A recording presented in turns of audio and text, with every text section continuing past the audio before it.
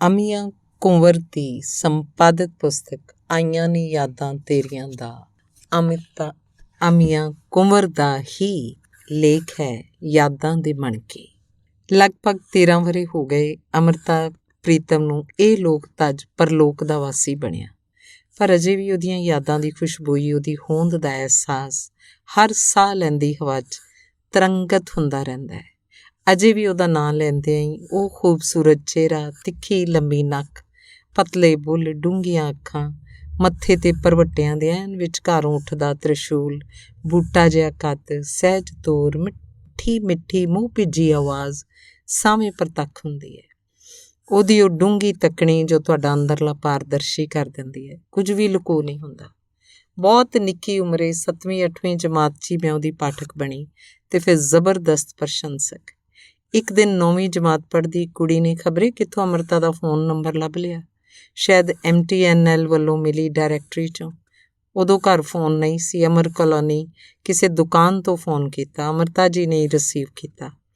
ਮਿਲਣ ਦਾ ਸਮਾਂ ਮੰਗਣ 'ਤੇ ਉਹਨਾਂ ਹੱਸ ਕੇ ਬਿਨਾਂ ਕਿਸੇ ਸਵਾਲ ਜਵਾਬ ਦੇ ਅਗਲੇ ਦਿਨ ਦਾ ਸਮਾਂ ਦੇ ਦਿੱਤਾ। ਫੋਨ ਕਰਕੇ ਘਰ ਆ ਰਹੀ। ਰਾਹ 'ਚ ਬਚਪਨ ਦੀ ਦੋਸਤ ਦਾ ਘਰ ਪੈਂਦਾ ਸੀ ਜਿੱਥੋਂ ਚੀਕ ਚਿਹਾੜੀ ਦੀ ਆਵਾਜ਼ ਆ ਰਹੀ ਸੀ। ਉਹਦਾ ਸਾਡੇ ਤੋਂ 2-3 ਸਾਲ ਵੱਡਾ ਭਰਾ ਮਨਜੀਤ ਦੁਕਾਨ 'ਚ ਬਿਜਲੀ ਦਾ ਕਰੰਟ ਲੱਗਣ 'ਤੇ ਕੁਝ ਹੀ ਪਲਾਂ 'ਚ ਹਮੇਸ਼ਾ ਲਈ ਅੱਖਾਂ ਮੀਟ ਗਿਆ ਸੀ। ਉਸ ਜ਼ਮਾਨੇ ਵਿੱਚ ਇਕੱਲਿਆਂ ਕਿੱਥੇ ਜਾ ਹੁੰਦਾ ਸੀ, ਖਾਸ ਕਰ 13-14 ਵਰ੍ਹਿਆਂ ਦੀ ਉਮਰ 'ਚ। ਉਸੇ ਨਾਲ ਜਾਣਾ ਸੀ। ਸੋਗਮਈ ਹਾਲਾਤ ਨੇ ਅੰਮ੍ਰਿਤਾ ਨਾਲ ਮਿਲਣਾ ਮੁਲਤਵੀ ਕਰ ਦਿੱਤਾ। ਇਹ ਤੋਂ 2-3 ਸਾਲ ਮਗਰੋਂ 1973 'ਚ ਮੈਂ BA ਕਰਨ ਲਈ ਕਮਲਾ ਨਹਿਰੂ ਕਾਲਜ 'ਚ ਦਾਖਲਾ ਲਿਆ।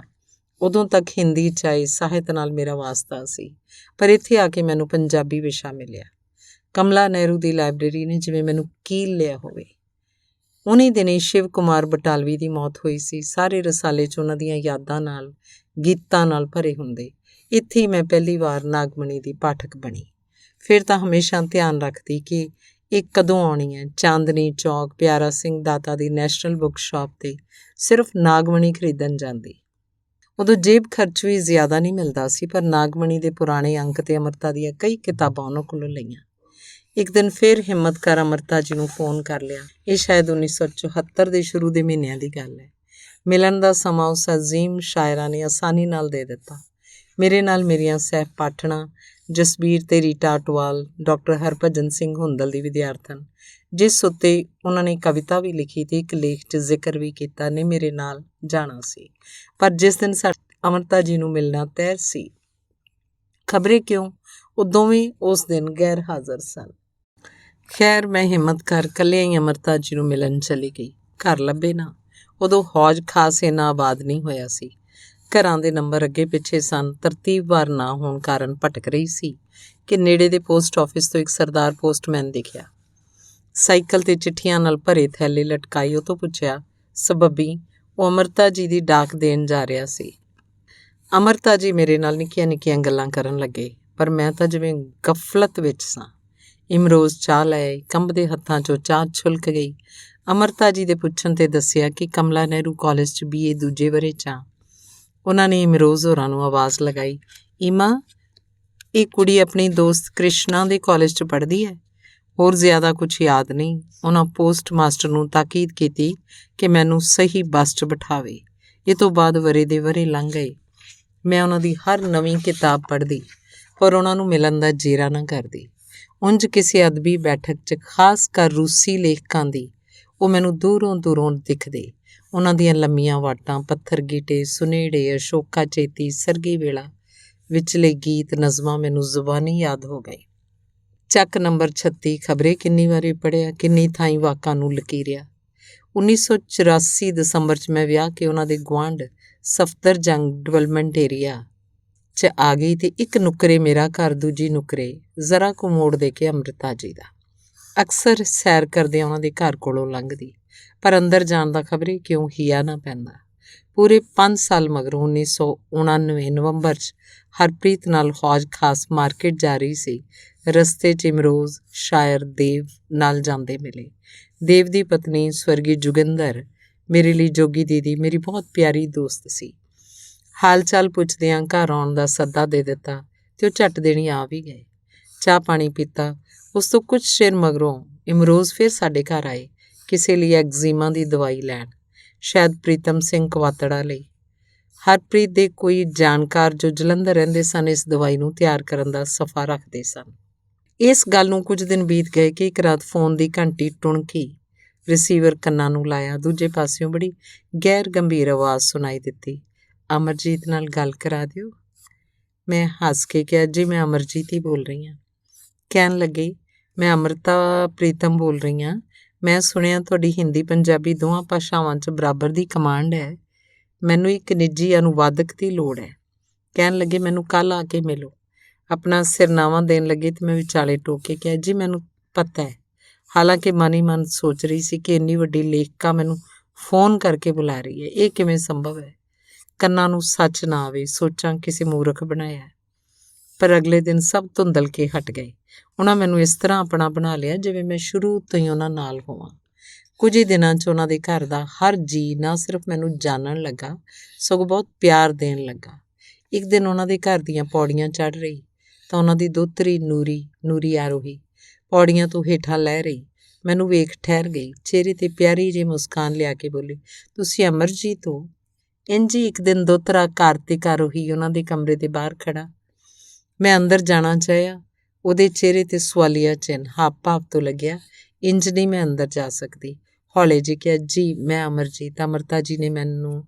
ਮੇਰੀ ਪੂਰੀ ਗੱਲ ਸੁਣੇ ਬਿਨਾਂ ਉਸ ਕਿਹਾ, ਜਾਓ ਅੰਮੀ ਜੀ ਤੁਹਾਨੂੰ ਉਡੀਕ ਰਹੇ ਨੇ। ਅਤੇ ਉਸ ਮਗਰੋਂ ਉਹਨਾਂ ਦੇ ਅੰਤਲੇ ਦਿਨਾਂ ਤੱਕ ਮੈਨੂੰ ਕਦੇ ਕਹਿਣ ਦੀ ਲੋੜ ਨਹੀਂ ਪਈ, ਨਾ ਪੁੱਛਣ ਦੀ। ਮੈਂ ਕਿਸੇ ਵੀ ਵੇਲੇ ਬਿਨਾਂ ਦੱਸੇ, ਬਿਨਾਂ ਦਸਤਕ ਦਿੱਤੇ ਬੇਖਟਕੇ ਉਹਨਾਂ ਦੇ ਕਮਰੇ 'ਚ ਚਲੀ ਜਾਂਦੀ। ਇਹ ਬੇਸ਼ਕੀਮਤੀ ਹੱਕ ਅੰਮ੍ਰਿਤਾ ਜੀ ਨੇ ਦਿੱਤਾ ਸੀ। ਸਗੋਂ ਜੇ ਕਦੇ ਬੇਵਕਤੇ ਜਾਵਾਂ, ਉਹ ਸੁੱਤੇ ਹੋਣ, ਉਹਨਾਂ ਦੀ ਉਡੀਕ 'ਚ ਮੈਂ ਉਹਨਾਂ ਦੇ ਹੀ ਬਿਸਤਰ 'ਤੇ ਪਸਰ ਜਾਂਦੀ। ਜਦ ਕਦੇ ਉਹਨਾਂ ਦੀ ਜਾਗ ਖੁੱਲ੍ਹਦੀ, ਹੈਰਾਨ ਹੁੰਦੇ, ਤੂੰ ਕਦੋਂ ਆਈ? ਅਤੇ ਉਹਨਾਂ ਨੇ ਮੇਰੇ ਨਾਲ ਬਹੁਤ ਸਾਰੇ ਰਿਸ਼ਤੇ ਜੋੜ ਲਏ ਸਨ। ਮੈਂ ਉਹਨਾਂ ਦੇ ਹਰ ਰਾਜ਼ ਦੀ ਭੇਤੀ, ਉਹ ਮੇਰੀ ਹਰ ਕਮਜ਼ੋਰੀ ਜਾਣਦੇ। ਮੇਰੀ ਦੋਸਤ, ਮੇਰੀ ਮਾਂ, ਕਿਸੇ ਅਜਨਮੇ ਪੁੱਤਰ ਦੀ ਵਹੁਟੀ ਮਨ ਆਪਣੀ ਨੂੰਹ ਹੋਣਾ ਵੀ ਖਿਆਲ ਦੇ ਚਾਹੁੰਦੇ। ਕਦੇ ਕਦਾਈ ਲਾਡ 'ਚ ਆ ਕੇ ਉਹਨਾਂ ਨੂੰ ਦੀਦਾ ਕਹਿ ਲੈਂਦੀ, ਪਰ ਉਂਝ ਮੈਂ ਅੰਮ੍ਰਿਤਾ ਇਮਰੋਜ਼ ਨੂੰ ਹਾਣ ਦਾ ਖਿਆਲ ਉਹਨਾਂ ਦੇ ਨਾਵਾਂ ਨਾਲ ਹੀ ਸੰਬੋਧਿਤ ਹੁੰਦੀ ਰਹੀ ਹਾਂ। ਯਾਦ ਹੈ ਇੱਕ ਵਾਰ ਅਲਕਾ ਦੀ ਦੇਖਾ ਦੇਖੀ ਮੈਂ ਵੀ ਇਮਰੋਜ਼ ਨੂੰ ਬਾਬਾ ਜੀ ਕਹਿ ਦਿੱਤਾ। ਮੇਰੇ ਵੱਲ ਹੈਰਾਨ ਹੋ ਵੇਖਿਆ। ਲੌਬੀ ਤੋਂ ਹੱਥ ਫੜ ਅੰਮ੍ਰਿਤਾ ਜੀ ਦੇ ਕਮਰੇ 'ਚ ਲੈ ਗਏ। ਮੇਰੇ ਵੱਲ ਇਸ਼ਾਰਾ ਕਰਕੇ ਕਹਿਣ ਲੱਗੇ, ਵੇਖੀ ਮਾਝਾ, ਹੁਣ ਮੈਂ ਅਮੀਆਂ ਦਾ ਵੀ ਬਾਬਾ ਹੋ ਗਿਆ। ਅਤੇ ਕੋਈ ਜੇ ਕੁਝ ਚਿਰ ਨਾ ਮਿਲਦਾ, ਉਹਨੂੰ ਯਾਦ ਕਰਦਿਆਂ ਕਹਿੰਦੇ, ਉਹ ਗੁਰਦੇਵ ਰੂਪਾਣਾ ਅੱਜ ਕੱਲ੍ਹ ਕਿੱਥੇ ਹੁੰਦਾ ਹੈ? ਕਾਫੀ ਚਿਰ ਤੋਂ ਮਿਲਿਆ ਨਹੀਂ। ਕਦੀ ਮੋਹਨਜੀਤ ਨੂੰ ਯਾਦ ਕਰਦੇ ਕਿ ਉਹਨੂੰ ਕਹਿ, ਭਲੇ ਮਾਨਸਾ ਕਦੇ ਮਿਲ ਜਾਇਆ ਕਰ। ਮਨਜੀਤ ਟਿਵਾਣਾ, ਸੁਰਜੀਤ ਪਾਤਰ ਸਭ ਦੀ ਗੱਲ ਕਰਦੇ। ਉਹਨਾਂ ਦੇ ਜਾਣਕਾਰ ਲੇਖਕ ਦੋਸਤ ਕਹਿੰਦੇ ਨੇ ਉਹ ਕਦੇ ਆਪਣੇ ਅਸੂਲਾਂ ਤੋਂ ਨਹੀਂ ਹਿਲਦੇ, ਪਰ ਮੇਰੇ ਲਈ ਉਹਨਾਂ ਨੂੰ ਪਰੇ ਰੱਖ ਦਿੰਦੇ। ਉਹਨਾਂ ਨੇ ਨਾਗਮਣੀ 'ਚ ਛਪਣ ਵਾਲੇ ਕੁਝ ਮਿਆਰ ਤੈਅ ਕੀਤੇ ਸੀ, ਜਿਨ੍ਹਾਂ 'ਚੋਂ ਇੱਕ ਇਹ ਸੀ ਕਿ ਉਹ ਕਿਸੇ ਕਿਤਾਬ ਦੀ ਸਮੀਖਿਆ ਉਸ 'ਚ ਨਹੀਂ ਦੇਣਗੇ। ਪਰ ਜਦ ਮੇਰੀ ਕਾਵਿ ਪੁਸਤਕ ਛਿਣਾਂ ਦੀ ਗਾਥਾ ਛਪ ਕੇ ਆਈ, ਜਿਹਦੇ ਪਿੱਠ ਵਰਗ 'ਤੇ ਉਹਨਾਂ ਵੱਲੋਂ ਲਿਖੀਆਂ 6 ਸਤਰਾਂ ਵੀ ਦਰਜ ਸਨ, ਉਦੋਂ ਬਿਮਾਰ ਸਨ, ਸੋ ਪੂਰੀ ਭੂਮਿਕਾ ਖੁਦ ਨਾ ਲਿਖ ਡਾਕਟਰ ਮੋਹਨਜੀਤ ਨੂੰ ਕਿਹਾ ਸੀ ਕਿਤਾਬ ਦੀ ਭੂਮਿਕਾ ਲਿਖਣ ਲਈ। ਉਸ ਕਿਤਾਬ 'ਤੇ ਮੇਰੀ ਦੋਸਤ ਡਾਕਟਰ ਬੇਅੰਤ ਨੇ ਲੰਮਾ ਸਮੀਖਿਆ ਪੱਤਰ ਲਿਖਿਆ ਸੀ। ਮੈਂ ਉਹਨਾਂ ਨੂੰ ਪੜ੍ਹਨ ਲਈ ਦਿੱਤਾ ਸੀ। ਹਾਲਾਂਕਿ ਉਹ ਸੀ ਅਕਾਦਮਿਕ ਜਿਹਾ। ਅਮੀਆਂ ਕੁੰਵਰ ਦਾ ਕਾਵਿ ਸੰਗ੍ਰਹਿ ਛਿਣਾਂ ਦੀ ਗਾਥਾ ਨਾਰੀਵਾਦੀ ਦ੍ਰਿਸ਼ਟੀਕੋਣ ਤੋਂ, ਪਰ ਉਹਨਾਂ ਨੇ ਨਾਗਮਣੀ ਦੇ ਅਗਲੇ ਅੰਕ 'ਚ ਹੀ ਉਹਨੂੰ ਛਾਇਆ ਕਰ ਦਿੱਤਾ। ਮੈਂ ਉਹਨਾਂ ਨੂੰ ਕਦੇ ਆਪਣੀ ਇੱਛਾ ਪ੍ਰਤੱਖ ਜ਼ਾਹਰ ਨਹੀਂ ਕੀਤੀ ਸੀ, ਪਰ ਉਹ ਮੇਰੇ ਚਿਹਰੇ ਤੋਂ ਪੜ੍ਹ ਲੈਂਦੇ ਅਤੇ ਉਹਦਾ ਮਾਣ ਰੱਖਦੇ। ਜਦ ਮੈਂ ਉਹਨਾਂ ਨੂੰ ਆਪਣੀ ਦੋਸਤ ਕੁਲਦੀਪ ਕੌਰ ਪਾਵਾ ਦੀ ਨਜ਼ਮ ਮੈਂ ਔਰਤ ਤਾਂ ਪੜ੍ਹਨ ਲਈ ਦਿੱਤੀ, ਉਹਨੂੰ ਨਾਗਮਣੀ 'ਚ ਉਹਨਾਂ ਨੇ ਥਾਂ ਦਿੱਤੀ। ਕਹਾਣੀਕਾਰ ਰਣਜੀਤ ਭਿੰਡਰ ਨੇ ਛਿਣਾਂ ਦੀ ਗਾਥਾ 'ਤੇ ਆਪਣੀ ਪ੍ਰਤੀਕਿਰਿਆ ਜ਼ਾਹਰ ਕੀਤੀ ਅਤੇ ਚਾਹਿਆ ਕਿ ਉਹ ਨਾਗਮਣੀ 'ਚ ਛਪੇ। ਅੰਮ੍ਰਿਤਾ ਜੀ ਨੇ ਉਹ ਚਿੱਠੀ ਅਗਲੀ ਵਾਰੀ ਦੇ ਨਾਗਮਣੀ ਅੰਕ ਦੇ ਪਿੱਠ ਵਰਕ 'ਤੇ ਪ੍ਰਕਾਸ਼ਿਤ ਕੀਤੀ। ਉਹਨਾਂ ਦੇ ਕਿਸੇ ਜਨਮ ਦਿਨ 'ਤੇ ਮੈਂ ਗਰਭਪਾਤ ਨਜ਼ਮ ਪੜ੍ਹੀ। ਉਹਨਾਂ ਨੇ ਨਾਗਮਣੀ ਲਈ ਮੰਗੀ। ਮੈਂ ਕਿਹਾ, ਦੀਦੀ ਇਹ ਤਾਂ ਬਹੁਤ ਪਹਿਲਾਂ ਅਕਸ ਵਿੱਚ ਛਪ ਚੁੱਕੀ ਹੈ। ਉਹ ਕਦੇ ਕਿਸੇ ਕਾਲਮ 'ਤੇ ਲਿਖਣ ਲਈ ਕਹਿੰਦੇ ਤਾਂ ਮੱਲੋ ਮੱਲੀ ਲਿਖਿਆ ਜਾਂਦਾ। ਇੱਕ ਸਵਾਲ, 5 ਬਾਰੀਆਂ, 10 ਕਦਮ ਉਹਨਾਂ ਦੀ ਬਦੌਲਤ ਹੀ ਲਿਖੇ, ਜਿਨ੍ਹਾਂ ਨੇ ਮੈਨੂੰ ਅਦਬ 'ਚ ਵੱਖਰੀ ਪਛਾਣ ਦਿੱਤੀ। 10 ਕਦਮ ਤਾਂ ਉਹਨਾਂ ਨੂੰ ਇੰਨਾ ਪਸੰਦ ਆਇਆ ਕਿ ਉਸ ਵਰੇ ਦਾ ਸਭ ਤੋਂ ਵਧੀਆ ਨਾਗਮਣੀ ਲੇਖ ਐਲਾਨਿਆ। ਡਾਕਟਰ ਨੂਰ ਸਮੇਤ ਹੋਰ ਕਿੰਨੇ ਅੱਗੇ ਇਹਦਾ ਜ਼ਿਕਰ ਕੀਤਾ ਅਤੇ ਆਪਣੀਆਂ 2 ਕਿਤਾਬਾਂ 'ਚ ਮੇਰੇ ਬਾਰੇ ਬਹੁਤ ਚੰਗੇ ਸ਼ਬਦਾਂ 'ਚ ਜ਼ਿਕਰ ਕਰਦਿਆਂ ਇਹਨੂੰ ਯੋਗ ਥਾਂ ਦਿੱਤੀ। ਮੇਰੀ ਨੌਕਰੀ ਲਈ ਉਹਨਾਂ ਨੇ ਦੇਵਨਗਰ ਖਾਲਸਾ ਕਾਲਜ ਦੇ ਪ੍ਰਿੰਸੀਪਲ ਡਾਕਟਰ ਰੰਧਾਵਾ ਨੂੰ ਫੋਨ ਕੀਤਾ। ਬਹੁਤ ਮਿਹਨਤੀ ਕੁੜੀ ਹੈ, ਕੰਮ ਦਿਓਗੇ ਤੇ ਜਾਣੋਗੇ। ਡਾਕਟਰ ਨੂਰ ਨੂੰ ਵੀ ਅਕਸਰ ਇਸ ਬਾਰੇ ਕਹਿੰਦੇ। ਅਤੇ ਜਦ ਮੇਰੀ ਕੋਈ ਕਿਤਾਬ ਪ੍ਰਕਾਸ਼ਿਤ ਨਾ ਹੋਣ ਕਾਰਨ ਨੌਕਰੀ ਗੁਆਉਣ ਦਾ ਬਹਾਨਾ ਬਣੀ ਤਾਂ ਸ੍ਰੀ ਸਤੀਸ਼ ਸ਼ਰਮਾ ਜੀ ਨੂੰ ਚੁੱਪਚਾਪ ਜਲਦ ਤੋਂ ਜਲਦ ਇੰਟਰਵਿਊ ਤੋਂ ਪਹਿਲਾਂ ਮੇਰੀਆਂ ਕਿਤਾਬਾਂ ਛਾਪਣ ਦੀ ਜ਼ਿੰਮੇਵਾਰੀ ਦਿੱਤੀ, ਜਦਕਿ ਹਾਲੇ ਕਵਿਤਾਵਾਂ ਪੂਰੀਆਂ ਬਣ ਰਹੀਆਂ ਸਨ ਅਤੇ ਨਾ ਹੀ ਮੇਰਾ ਖੋਜ ਕਾਰਜ ਅਪਡੇਟ ਹੋਇਆ ਸੀ। ਮੈਂ ਨਾਲ ਦੀ ਨਾਲ ਕੰਮ ਕਰਦੀ ਰਹੀ। ਔਖੇ ਹਾਲਾਤ ਨੇ ਮੇਰੀ ਕਵਿਤਾਵਾਂ ਦੀ ਜ਼ਮੀਨ ਜ਼ਰਖੇਜ਼ ਕੀਤੀ। ਸਤੀਸ਼ ਨਾਲ ਦੇ ਨਾਲ ਮੇਰੇ ਤੋਂ ਲਿਖੇ ਪੰਨੇ ਲੈਂਦੇ ਗਏ ਅਤੇ ਇੰਟਰਵਿਊ ਤੋਂ ਪਹਿਲਾਂ ਮੇਰੇ ਹੱਥਾਂ 'ਚ ਮੇਰੀ ਕਾਵਿ ਪੁਸਤਕ ਛਿਣਾ ਦੀ ਗਾਥਾ ਅਤੇ ਆਲੋਚਨਾ ਦੀ ਆਧੁਨਿਕ ਪੰਜਾਬੀ ਪ੍ਰਗੀਤ ਦਾ ਬਿੰਬ ਵਿਧਾਨ ਸਨ। ਚਾਹੇ ਸਤੀਸ਼ ਜੀ ਨੂੰ ਇਸ ਪਿੱਛੇ ਕਿਸੇ ਤੋਂ ਕਾਫੀ ਕੁਝ ਸੁਣਨਾ ਪਿਆ, ਪਰ ਹੁਣ ਅੰਮ੍ਰਿਤਾ ਜੀ ਦੇ ਨਾਲ ਨਾਲ ਉਹ ਮੇਰੇ ਵੀ ਪ੍ਰਕਾਸ਼ਕ ਸਨ। ਅੱਜ 20 ਸਾਲ ਤੋਂ ਇਹ ਰਿਸ਼ਤਾ ਨਿਭਦਾ ਆ ਰਿਹਾ ਹੈ। ਉਹ ਅਕਸਰ ਮੇਰੇ ਅਨੁਵਾਦ ਦੀ ਤਾਰੀਫ ਕਰਦੇ। ਚਰਨਜੀਤ ਚੰਨ, ਪਟਿਆਲੇ ਵਾਲੇ ਸੁਰਿੰਦਰ ਸ਼ਰਮਾ, ਪਰਮਿੰਦਰਜੀਤ, ਗੁਰਮਤ ਪ੍ਰਕਾਸ਼ਨ ਵਾਲੇ ਰਜਿੰਦਰ, ਅੰਮ੍ਰਿਤਸਰ ਤੋਂ ਆਈ ਮੇਰੀ ਇੱਕ ਪ੍ਰਸ਼ੰਸਕ ਕੁੜੀ ਅਤੇ ਡਾਕਟਰ ਨੂਰ ਸਾਵੇਂ। ਪਰ ਇੱਕ ਸਮਾਂ ਅਜਿਹਾ ਵੀ ਆਇਆ, ਚਾਹੇ ਥੋੜ੍ਹੀ ਦੇਰ ਲਈ, ਉਹ ਮੇਰੀ ਹੋਂਦ ਤੋਂ ਵੀ ਨਾ ਵਾਕਫ ਹੋ ਗਏ। ਉਹਨਾਂ ਦਿਨਾਂ 'ਚ ਉਹ ਬਿਮਾਰ ਸਨ। ਵਿੱਚ ਯਾਦਦਾਸ਼ਤ ਦੇ ਕੁਝ ਮਣਕੇ ਗੁਆਚ ਜਾਣ ਕਾਰਨ ਮੇਰਾ ਵੀ ਔਖਾ ਦੌਰ ਸੀ। ਸੱਜੇ ਹੱਥ ਦੀਆਂ 3 ਹੱਡੀਆਂ ਤਿੜਕ ਗਈਆਂ। ਉਦੋਂ ਅਸੀਂ ਮਾਲਵੀਆ ਨਗਰ ਰਹਿਣ ਲੱਗ ਪਏ ਸਾਂ। ਮੈਂ ਕਾਫੀ ਚਿਰ ਉਹਨਾਂ ਵੱਲ ਨਾ ਜਾ ਸਕੀ। ਉਨੀ ਦਿਨੀ ਰਾਜੇਸ਼ ਚੰਦਰਾ ਦਾ ਉਹਨਾਂ ਦੇ ਘਰ ਆਉਣ ਜਾਣ ਹੋ ਗਿਆ ਸੀ। ਉਹਦੀਆਂ ਚਿੱਠੀਆਂ ਮੈਂ ਪੜ੍ਹੀਆਂ ਸਨ ਜੋ ਨਾਗਮਣੀ 'ਚ ਛਪੀਆਂ ਸਨ। ਉਹਨੂੰ ਪੰਜਾਬੀ ਪੜ੍ਹਨੀ ਲਿਖਣੀ ਤਾਂ ਨਹੀਂ ਆਉਂਦੀ ਸੀ, ਪਰ ਅੰਮ੍ਰਿਤਾ ਜੀ ਬੋਲਦੇ ਗਏ ਅਤੇ ਉਹ ਲਿਖਦਾ ਗਿਆ ਅਤੇ ਕਿਤਾਬ ਆਈ ਆਵਾਜ਼ੇਂ। ਉਨੀ ਦਿਨੀ ਨਵਾਂ ਜ਼ਮਾਨਾ ਲਈ ਸੁਕੀਰਤ ਉਹਨਾਂ ਦਾ ਸਾਖਿਆਤਕਾਰ ਲੈ ਕੇ ਆਇਆ, ਜਿਸ 'ਚ ਉਹਨਾਂ ਨੇ ਉਹਦਾ ਜ਼ਿਕਰ ਕੀਤਾ।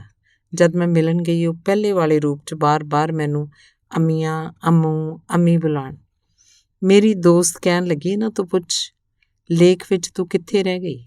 ਮੈਂ ਹੱਸ ਪਈ। ਇਸ ਨਾਲ ਕੀ, ਸਭ ਨੂੰ ਪਤਾ, ਜੇ ਨਾ ਵੀ ਪਤਾ ਹੋਵੇ ਤਾਂ ਕੀ। ਕੁਝ ਚਿਰ ਪਹਿਲਾਂ ਹੀ ਇਮਰੋਜ਼ ਨੇ ਜਸਬੀਰ ਭੁੱਲਰ ਦੁਆਰਾ ਦਲੀਪ ਕੌਰ ਟਿਵਾਣਾ ਉੱਤੇ ਸੰਪਾਦਿਤ ਕੀਤੀ ਪੁਸਤਕ 'ਚ ਮੇਰਾ ਜ਼ਿਕਰ ਕੀਤਾ ਹੈ। ਅੰਮ੍ਰਿਤਾ ਦੀ 6ਵੀਂ ਧੀ, ਜੋ ਉਹਦਾ ਸਾਰਾ ਕੰਮ ਪੰਜਾਬੀ ਤੋਂ ਹਿੰਦੀ 'ਚ ਉਲਥਾਉਂਦੀ ਹੈ। ਖੁਸ਼ੀ ਹੁੰਦੀ ਹੈ ਜਦੋਂ ਲੋਕ ਮੇਰੇ ਵਿੱਚੋਂ ਅੰਮ੍ਰਿਤਾ ਦੀ ਝਲਕ ਵੇਖਦੇ ਹੈ। 2003 'ਚ ਪਾਕਿਸਤਾਨ ਗਈ ਤਾਂ ਅਫਜ਼ਲ ਤੌਸੀਫ ਆਉਂਦਿਆਂ ਜਾਂਦਿਆਂ ਮੈਨੂੰ ਗਲਵੱਕੜੀ 'ਚ ਲਵੇ ਤੇ ਕਹੇ, ਤੇਰੇ ਨਾਲ ਮੇਰਾ ਰਿਸ਼ਤਾ ਕੁਝ ਹੋਰ ਹੋ ਗਿਆ। ਲੱਗਦਾ ਤੂੰ ਮੇਰੇ ਦਿਲ ਦਾ ਨਾਜ਼ੁਕ ਹਿੱਸਾ ਛੋਹ ਲਿਆ।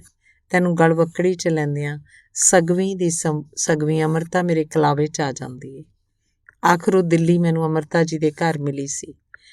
ਅਹਿਮਦ ਸਲੀਮ ਜਦ ਵੀ ਦਿੱਲੀ ਆਉਂਦਾ ਹੈ, ਮੈਨੂੰ ਮਿਲ ਕੇ ਜਾਂਦਾ ਹੈ।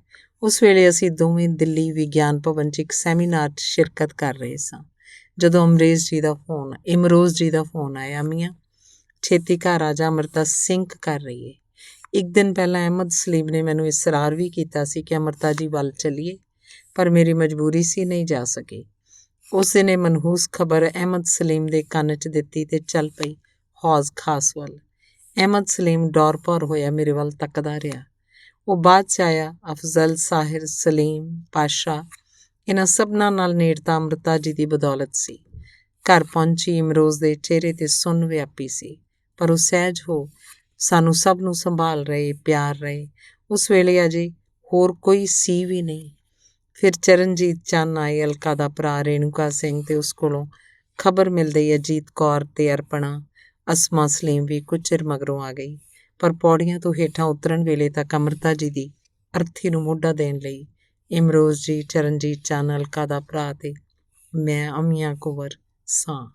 ਸੰਸਕਾਰ ਵੇਲੇ ਗ੍ਰੀਨ ਪਾਰਕ ਸ਼ਮਸ਼ਾਨ ਘਾਟ ਸਤੀਸ਼ ਸ਼ਰਮਾ, ਡਾਕਟਰ ਮੋਹਨਜੀਤ, ਡਾਕਟਰ ਰਵੇਲ ਸਿੰਘ, ਉਮਾ, ਤਰਲੋਕ, ਮੁੰਨਾ ਤੇ ਉਹਦੇ ਮੰਮੀ, ਕੁਝ ਹੋਰ ਲੋਕ ਸਨ। ਬਹੁਤ ਛੋਟਾ ਜਿਹਾ ਸੋਗਮਈ ਇਕੱਠ ਸੀ। ਇਹ ਅੰਮ੍ਰਿਤਾ ਜੀ ਦੀ ਅੰਤਿਮ ਇੱਛਾ ਨੂੰ ਧਿਆਨ 'ਚ ਰੱਖ ਕੇ ਕੀਤਾ ਗਿਆ ਸੀ। ਉਹ ਵਿਖਾਵਿਆਂ 'ਚ ਯਕੀਨ ਨਹੀਂ ਕਰਦੇ ਸਨ। ਕੁਝ ਮੈਗਜ਼ੀਨ ਵਾਲਿਆਂ, ਪਰਮਿੰਦਰਜੀਤ, ਅਮਰਜੀਤ ਕੌਂਕੇ ਨੂੰ ਮੈਂ ਇਹ ਖਬਰ ਦਿੱਤੀ। ਹੌਲੀ-ਹੌਲੀ ਇਹ ਖਬਰ ਦਰਬਾਰੇ ਖਾਸ ਤੋਂ ਦਰਬਾਰੇ ਆਮ ਹੋ ਗਈ। ਉਹ ਕੋਈ ਨਿੱਕੀ ਮੋਟੀ ਹਸਤੀ ਤਾਂ ਸੀ ਨਹੀਂ। ਸੋ ਦੂਰਦਰਸ਼ਨ, ਅਖਬਾਰਾਂ, ਸੋਸ਼ਲ ਮੀਡੀਆ ਰਾਹੀਂ ਉਹਦੇ ਚਾਹੁਣ ਨਾ ਚਾਹੁਣ ਵਾਲਿਆਂ ਤੱਕ ਇਹ ਦੁਖਦ ਸੂਚਨਾ ਪਹੁੰਚ ਗਈ। ਉਹਨਾਂ ਦੇ ਵੇਲੇ ਵੀ ਤੇ ਹੁਣ ਵੀ ਜਦੋਂ ਕੋਈ ਉਹਨਾਂ ਨੂੰ ਚਾਹੁਣ ਵਾਲਾ ਮੈਨੂੰ ਮਿਲ ਅੰਮ੍ਰਿਤਾ ਜੀ ਦੀ ਝਲਕ ਲੈ ਲੈਂਦਾ ਤੇ ਮੈਨੂੰ ਇੱਕ ਬੌਰਾਣੀ ਜੀ ਖੁਸ਼ੀ ਹੁੰਦੀ ਹੈ। ਇੱਕ ਵਾਰ ਜਸਵੰਤ ਦੀਦ ਦੀ ਪਤਨੀ ਨੇ ਮੈਨੂੰ ਗਲਵੱਕੜੀ 'ਚ ਲਿਆ ਤੇ ਹੱਸ ਪਈ। ਲੱਗਦਾ ਮੈਂ ਅੰਮ੍ਰਿਤਾ ਜੀ ਦੇ ਕਲਾਵੇ 'ਚ ਹਾਂ। ਨਵੀਆਂ ਸ਼ਾਇਰਾਵਾਂ ਖੁਸ਼ਵੀਰ ਢਿੱਲੋਂ, ਅਮਨਸੀਤ ਸਿੰਘ ਵੀ ਅਜਿਹੇ ਖਿਆਲ ਕਰਦੀਆਂ ਹਨ। ਕਿੰਨੀਆਂ ਹੀ ਲੇਖਕਾਵਾਂ ਨਾਲ ਦੋਸਤੀ ਉਹਨਾਂ ਦੇ ਸਬੱਬੀ ਹੋਈ ਹੈ। ਗੁਜਰਾਤੀ ਲੇਖਿਕਾ ਡਾਕਟਰ ਪੰਨਾ ਤ੍ਰਿਵੇਦੀ, ਸਿੰਧੀ ਲੇਖਿਕਾ ਜਯਾ ਜਾਦਵਾਨੀ, ਫੇਸਬੁੱਕ 'ਚ ਮੈਨੂੰ ਲੱਭਦੀ ਸ਼ੈਲੀ ਕੌਰ। ਇੱਕ ਦਿਨ ਰੇਡੀਓ ਸਟੇਸ਼ਨ ਤੋਂ ਫੋਨ ਆਇਆ, ਕੁਝ ਕਾਗਜ਼ਾਂ 'ਤੇ ਮੇਰੇ ਹਸਤਾਖਰ ਚਾਹੀਦੇ ਹਨ। ਅਤੇ ਇੱਕ ਵਾਰ ਇੱਕ ਗੁਜਰਾਤੀ ਲੇਖਕ ਨੇ ਅੰਮ੍ਰਿਤਾ ਦੀ ਕਿਸੇ ਰਚਨਾ ਦੇ ਅਨੁਵਾਦ ਲਈ ਮੇਰੇ ਤੋਂ ਇਜਾਜ਼ਤ ਮੰਗੀ। ਮੈਂ ਦੋਵਾਂ ਨੂੰ ਅਮਨ ਕਵਾਤੜਾ ਦਾ ਫੋਨ ਨੰਬਰ ਲਿਖਵਾ ਦਿੱਤਾ। ਪਰ ਇੱਕ ਅਜੀਬ ਜਿਹੀ ਖੁਸ਼ੀ ਹੋਈ ਕਿ ਵੇਖ ਲੋਕ ਮੈਨੂੰ ਤੇਰਾ ਵਾਰਸ ਸਮਝਦੇ ਹੈ। ਸਲੀਮ ਪਾਤਸ਼ਾਹ ਜਦੋਂ ਫੇਸਬੁੱਕ 'ਤੇ ਮੇਰੀ ਸੁਰਜੀਤ ਦੀ ਅਤੇ ਹਰਲੀਨ ਸੋਨਾ ਦੀ ਫੋਟੋ ਵੇਖ ਮੇਰੇ ਵੱਲ ਇਸ਼ਾਰਾ ਕਰ ਲਿਖਦਾ ਹੈ, ਉਹ ਇਹਨੂੰ ਤਾਂ ਮੈਂ ਜਾਣਦਾ, ਅੰਮ੍ਰਿਤਾ ਦੀ ਖਾਸ ਸਹੇਲੀ, ਕੈਨੇਡਾ ਮਿਲਿਆ ਤਾਂ ਲਗਾਤਾਰ ਮੇਰੇ ਨਾਲ ਸੈਲਫੀ ਲੈ ਚੰਗੇ ਸ਼ਬਦਾਂ 'ਚ ਫੇਸਬੁੱਕ 'ਤੇ ਪਾਉਂਦਾ ਰਿਹਾ। ਉਹਦੀਆਂ ਅਤੇ ਅਹਿਮਦ ਸਲੀਮ ਦੀਆਂ ਕਿਤਾਬਾਂ 'ਚ ਮੇਰਾ ਜ਼ਿਕਰ ਮੇਰੀ ਲੋਕ ਪਛਾਣ 'ਚ ਇਜ਼ਾਫਾ ਕਰ ਰਹੇ ਹਨ। ਅਲਕਾ ਅੱਜ ਵੀ ਮੈਨੂੰ ਆਪਣੀ ਨਨਾਣ ਵੀ ਮੰਨਦੀ ਹੈ ਅਤੇ ਭੈਣ ਵੀ। ਇਹਨਾਂ ਰਿਸ਼ਤਿਆਂ ਨਾਲ ਹੀ ਮੈਨੂੰ ਸਤਿਕਾਰ ਦੀ, ਪਿਆਰ ਦੀ ਹੈ। ਬੱਚੇ ਵੀ ਉਹੀ ਪਿਆਰ ਮਾਣ ਦਿੰਦੇ ਹੈ। ਉਹਨਾਂ ਨੂੰ ਤਾਂ ਮੈਂ ਮਹੀਨਾ ਕੁ ਆਨਰੇਰੀ ਟਿਊਸ਼ਨ ਵੀ ਪੜ੍ਹਾਈ ਸੀ ਜਦੋਂ ਬਹੁਤ ਛੋਟੇ ਸਨ। ਅਲਕਾ ਨੇ ਮੇਰੀ ਮੁੱਠੀ 'ਚ ਕੁਝ ਰੁਪਏ ਵੀ ਨਿਪੀੜੇ ਹੋਏ ਸਨ ਮੈਨੂੰ ਦੇਣ ਲਈ, ਪਰ ਆਪਣੇ ਭਤੀਜਾ ਭਤੀਜੀ ਨੂੰ ਪੜ੍ਹਾਉਣ ਦੀ ਕੀਮਤ ਲਵਾਂ, ਇਹ ਕਿਵੇਂ ਸੰਭਵ। ਸੋ ਅੱਗੋਂ ਪੜ੍ਹਾਇਆ ਵੀ। ਉਹਨਾਂ ਦੀ ਹਰ ਖੁਸ਼ੀ 'ਤੇ ਮੈਂ ਸ਼ਾਮਲ ਹੁੰਦੀ ਹਾਂ, ਘਰ ਦੇ ਜੀਅ ਵਾਂਗ। ਅਮਨ ਸ਼ਿਲਪੀ ਦੇ ਵਿਆਹ ਵੇਲੇ, ਸ਼ਿਲਪੀ ਦੇ ਸ਼ੋਅਰੂਮ ਖੋਲ੍ਹਣ ਵੇਲੇ, ਅਮਨ ਦੇ ਵਿਆਹ ਵੇਲੇ, ਅੰਮ੍ਰਿਤਾ ਦੀ ਸਹੇਲੀ ਦੇ ਨਾਤੇ ਜੋ ਮੈਂ ਕਿਹਾ। ਪਰ ਹੁਣ ਕੁਝ ਮਜਬੂਰੀਆਂ, ਦੁਨਿਆਵੀ ਖਲਜਗਣਾ ਅਤੇ ਅੜਿੱਕਿਆਂ ਨੇ ਉਹਨਾਂ ਨਾਲ ਮਿਲਣਾ ਘੱਟ ਕੀਤਾ ਹੋਇਆ, ਪਰ ਫੋਨ 'ਤੇ ਰਾਬਤਾ ਰਹਿੰਦਾ ਹੈ। ਹਾਫਿਜ਼ੇ 'ਚ ਯਾਦਾਂ ਦੇ ਮਣਕਿਆਂ ਦੀ ਮਾਲ ਵਟੀਂਦੀ ਰਹਿੰਦੀ ਹੈ। ਧੰਨਵਾਦ।